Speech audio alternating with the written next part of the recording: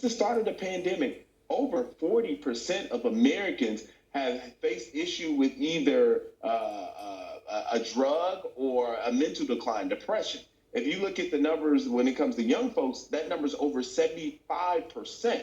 And just this past November, the it in your home means you'll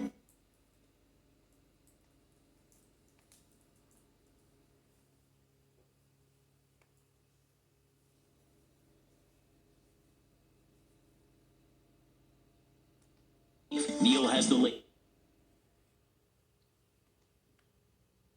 Pluto coast to coast.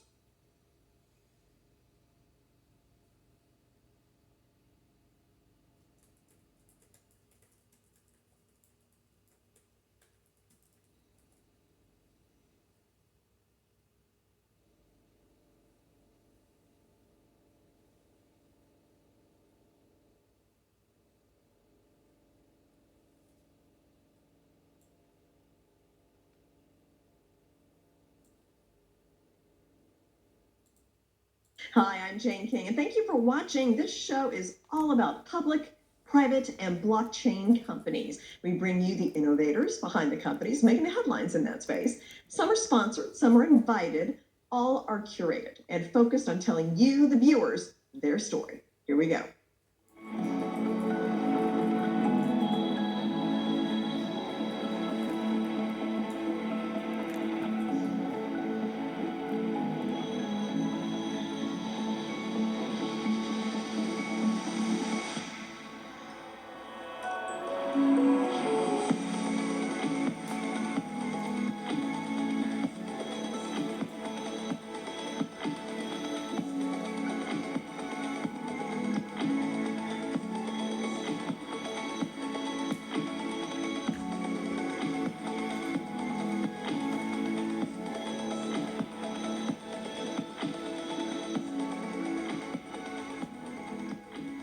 COVID vaccines are one way we'll be able to resume a normal life again. And one company working on a COVID vaccine is Tonix. And the CEO and founder, Seth Lutterman, is here with me to explain what they're doing. So, Seth, if you could just kind of start your background and why you decided to be a founder of Tonix.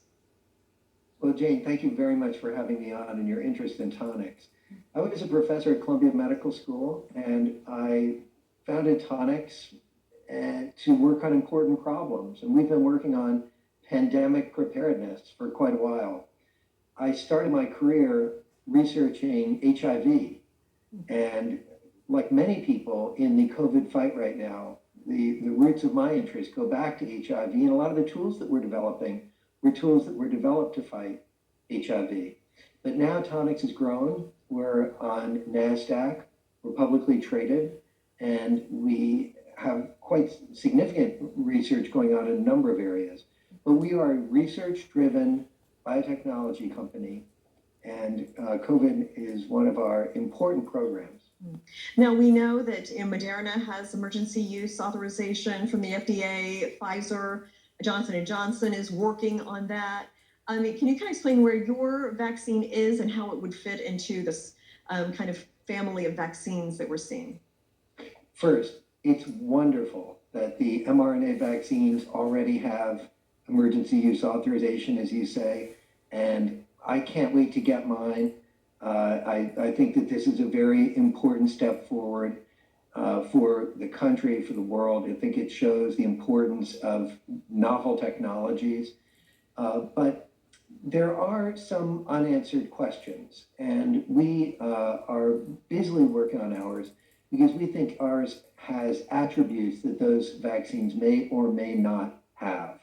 Okay. Now, you mentioned the mRNA technology, and my understanding, this is the first time it's been used in a vaccine, and it requires the vaccines be really cold, like 95 degrees below zero. So that is one thing that just logistically makes them more difficult to administer, correct? Yes, and it's remarkable how the United States has been distributing it, dealing with this huge problem, and even under the best hands, sometimes if vaccine is stored at the wrong temperature, it has to be discarded. So this is it's a limitation, but it's also reflective of how incredibly quickly these vaccines were developed. I mean, less than a year. So, I'm in awe of what was accomplished by, Moderna and Pfizer and J&J and AstraZeneca. But you're right. Ultimately, we really need vaccines that can be stored at more reasonable temperatures, that once they are, either thawed or reconstituted, can be stored in a regular refrigerator. And also, we need these vaccines also for the rest of the world, where, for example, in remote places in Africa and India and other places, it's not practical to get something like a Pfizer vaccine deployed there. So yes, ours is designed to be much more robust.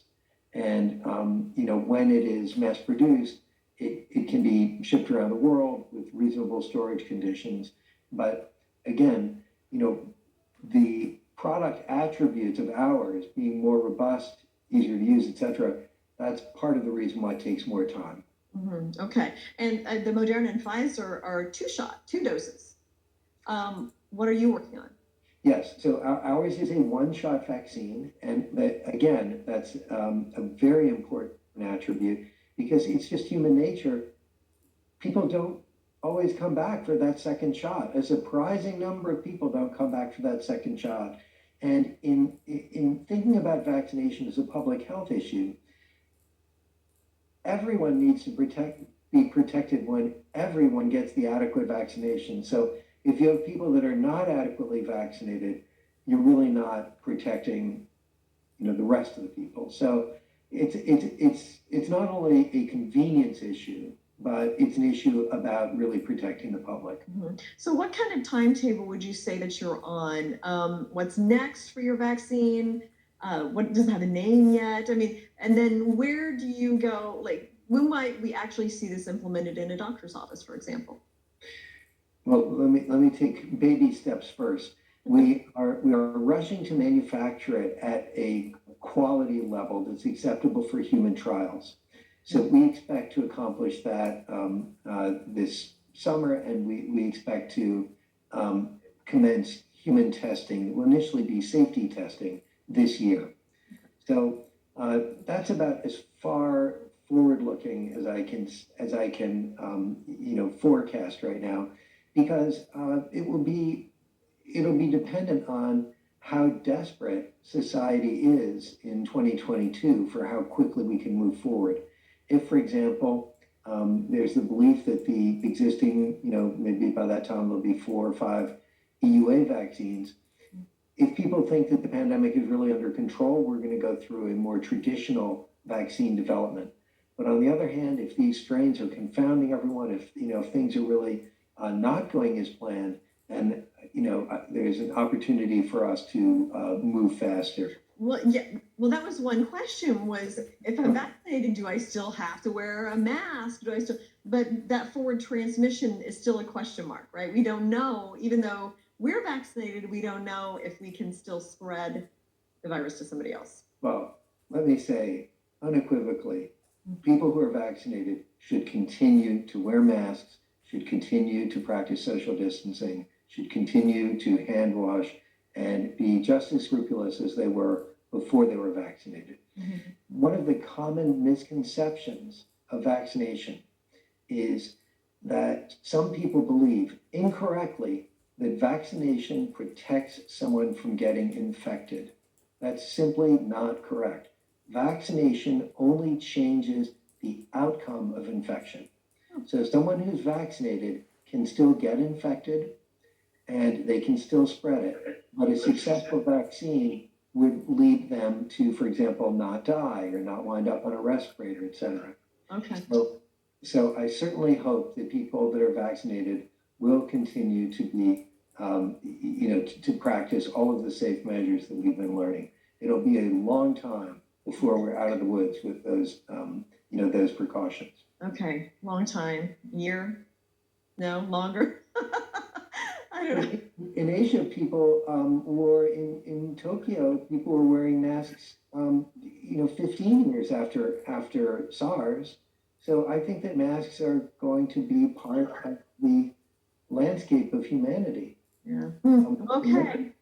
Well, we'll say we certainly appreciate the work that you're doing, Seth, on this, because I mean, for us non-scientists, I mean, we rely on you to, keep us healthy and live a normal life and get back to work and all that. So we really appreciate what you're doing, and please update us as you continue to do studies with this vaccine. Well, thank you very much for having me on the show, and thanks for your interest in what we're doing.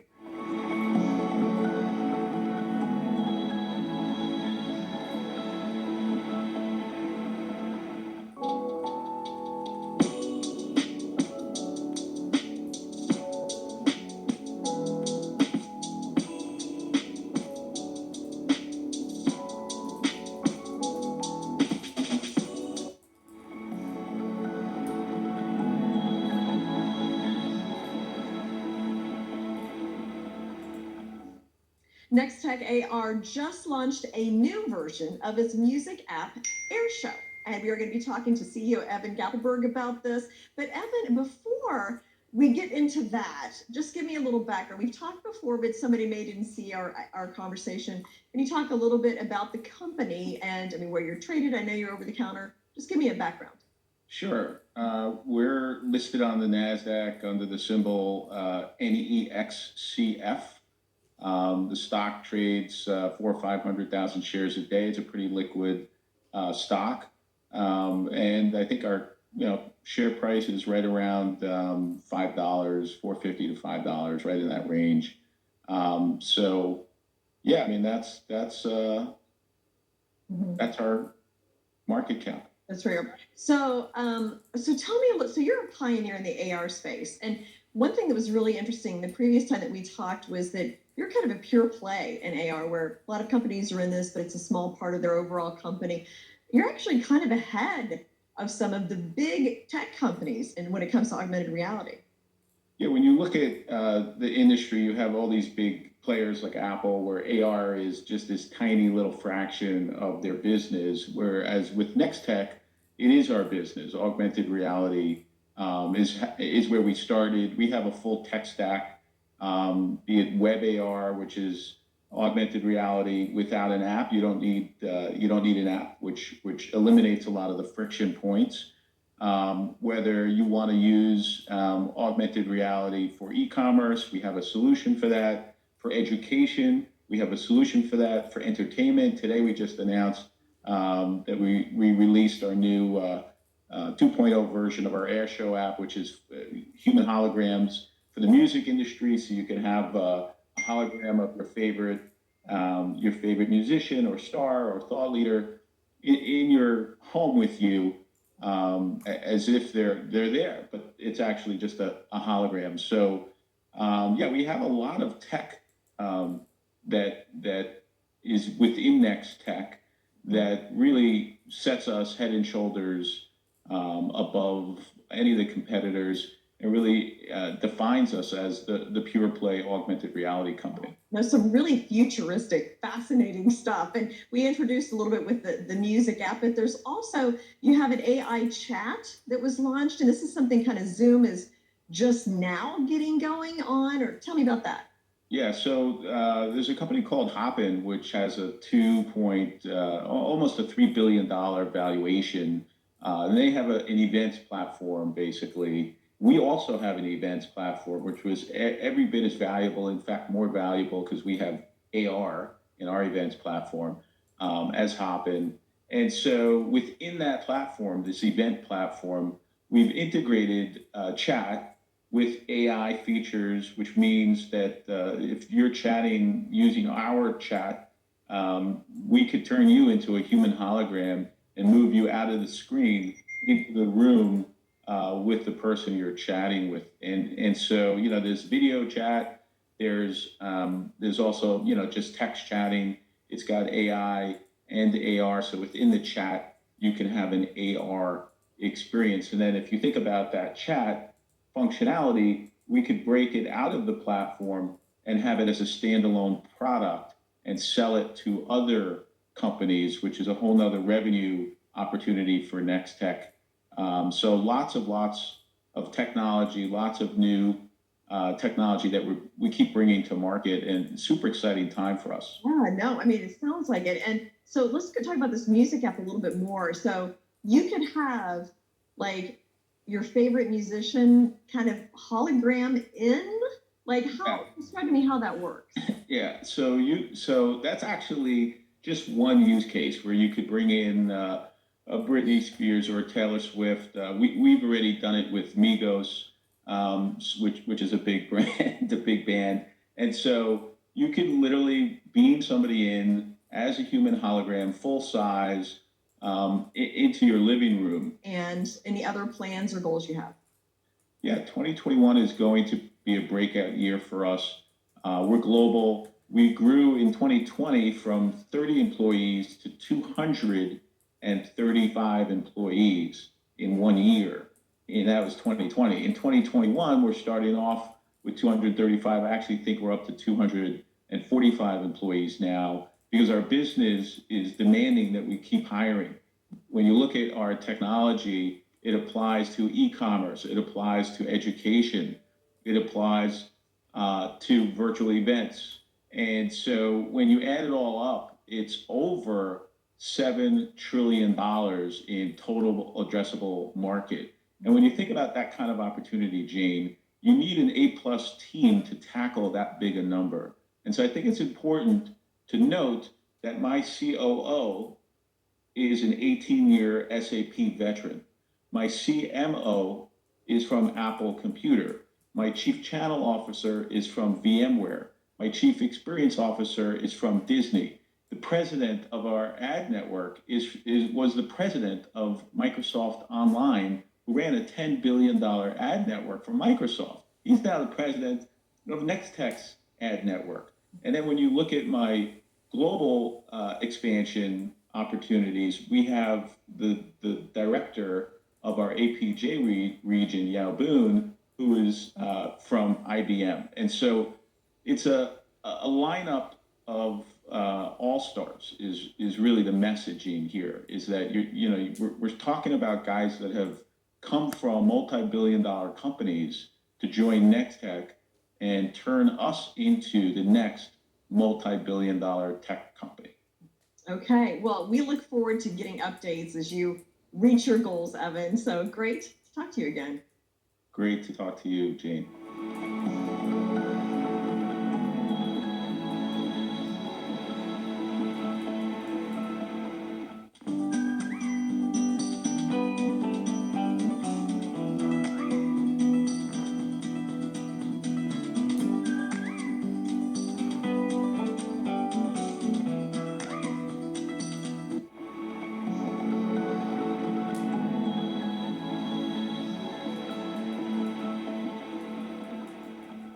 Global Cannabis Applications Corp has a new technology-based platform that can aggregate data about cannabis and help us learn more about what it can be used for, and it's just good for the whole industry. So with me is the CEO of the company, Brad Moore. Brad, welcome.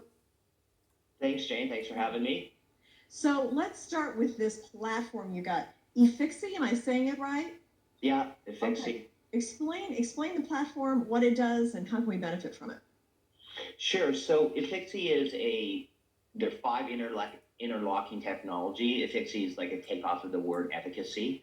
Our whole focus is on patient efficacy. We know that growers in the past have been able to produce a lot of products in the ground. But if you're going to say something's medical, there's 2 things that have to happen. The product has to be consistently produced, and then it has to be measured, right? And so the measurement is the efficacy part. So by using a combination of mobile technologies, blockchain, algorithms that we've developed with some of the leading algorithmic scientists in Israel, we've been able to put together what we call not a seed to sale solution, but a seed to sale to seed. So that means a full cycle of data all the way for every growing gram. So we start by measuring it with our partners from Purity IQ. Then for every batch that's going from that, we compare that batch to make sure it's consistent. We track it all the way through the life cycle of development, simple seed to sale stuff. And then we attach consumer efficacy to it, and we feed it all the way back and run it through algorithms to determine what is the best potential product for a consumer. Now, is this the first end-to-end cannabis data solution? Well, I hope so, because I've got a patent pending on it. So we'll cross our fingers and find out about that. But yeah, it's from what we've seen. Look, we've been in this game since 2017, right? And we spent, man, gosh, 2018, I must have spent like 7 months in Israel looking at it. And it's besides great food and the Mediterranean, they're huge leaders in technology. And when you look at the Israeli system, what you're going to actually see is they have 20 years. Every growers and cultivators are all attached to R&D facilities. So it's about the consumer. And that's critical. And, I've been in this industry around enough, and we made enough investments to see how much growers have actually really kind of controlled the sway. And you've seen that in Canada. So when we went to legalization, we just said, okay, it's like the end of prohibition. Now you can go buy it in the liquor store, their Canadian version. But really, what we were talking about before, if you took this product, what's the difference? What defines this product as medical or recreational? And that's what we're actually focused on. And so by just using our technology and putting a simple QR code system on the top, where a consumer can take their phone and scan it and see everything there is to do with it and what's going to work best, that's hugely innovative. Well, it's a decentralization trend that we've seen in other industries as well. So now, what would you say your sales would be in 2021? So we've got targeted, we're going to, what we call it is grams under contract. We say that because, one grower might do it for one line, one grower might do it for all their products. So we're targeting 32 million grams under contract, and we make on average 38 cents between the SaaS licensing and the data sales that come from that, the manipulation of the data output, which is, I think, 2-3 press releases back, we announced that is 38 cents. So, we're looking roughly at 20 times or 32 times 38 cents, right? That's why I've got a CFO. He's great at that. I love that part multiple. The guy with the MBA doesn't know how to do, so we'll leave it at that. And then for 2022, we'll have an aggregate between those 2 years of 122 million grams. So first year, 32 million grams under contract with average revenue of 38 cents per gram between data sales and SaaS licensing. I can tell you right now in the pipeline, we actually have a pipeline full of potential opportunities that we're working with of 195 million grams. So our target is 32 million grams, and our pipeline line right now is 195 million grams with deals at varying stages. So we're off to a pretty good start for 2021. Okay, well, and it's definitely something that's needed. Is cannabis grows. I think we saw 6 states approve various levels of legality of cannabis in November in the U.S. So I expect that to continue, and there'll be more data needed. 100%, and we really want to go into the message like the EU came out and they said back in the day in 2018 or early 2019, they said, we need to get this off Schedule 1. He goes, but we need more information. And as information comes from data comes from technology. So that's what our focus is, right? We've got the platform, we've got the tools fully commercialized. And like I said, it's we say to growers, come to us or we're coming to you, right? And we're bringing the customers along. Your customers at the end of the day, when there's that QR code that's going to be on top, they're going to demand this. Okay, well, it makes sense. So thank you so much, Brad, for coming in. Best of luck, and join us again later this year and get an update. Thank you so much for having me.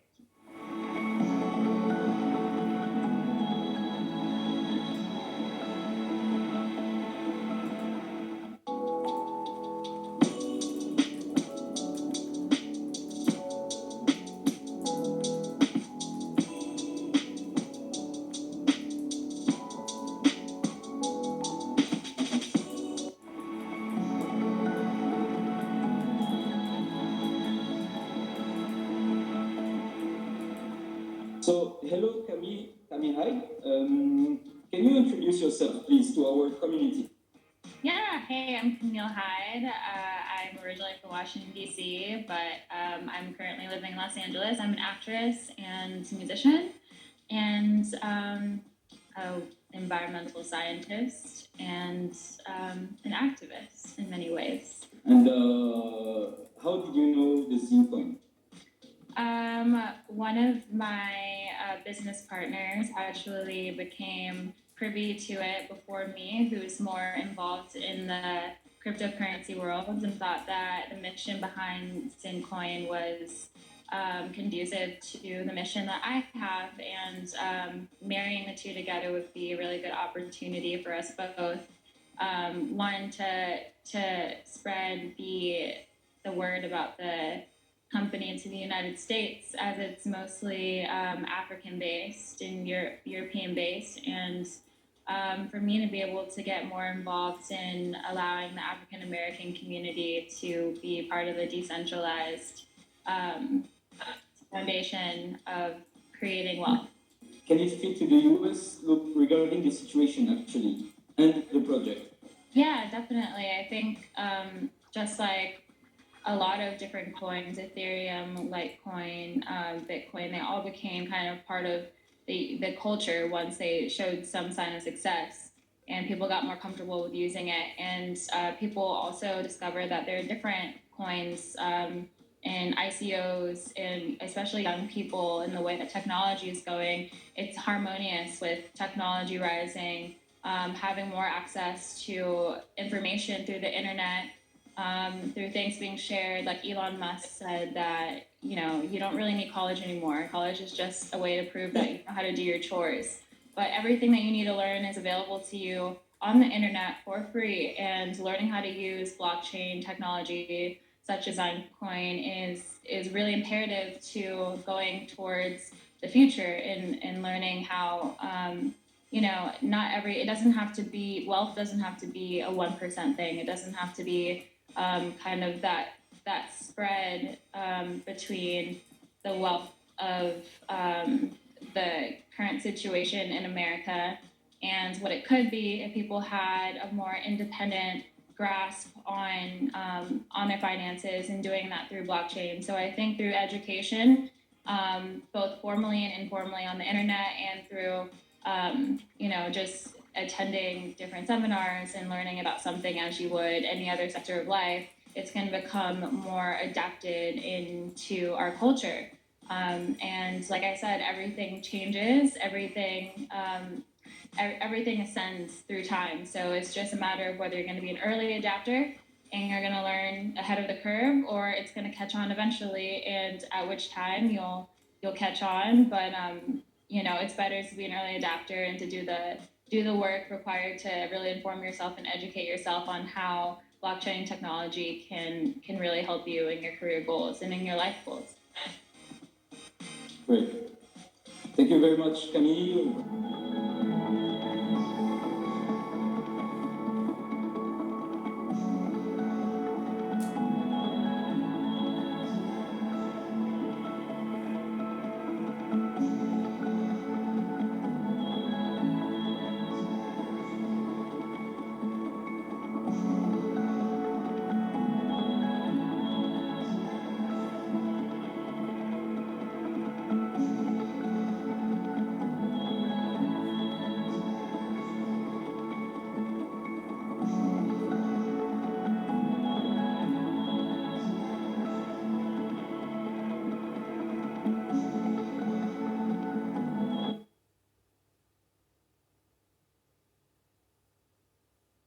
On my show, I put no barriers between myself and my viewer. I don't use jargon. I never talk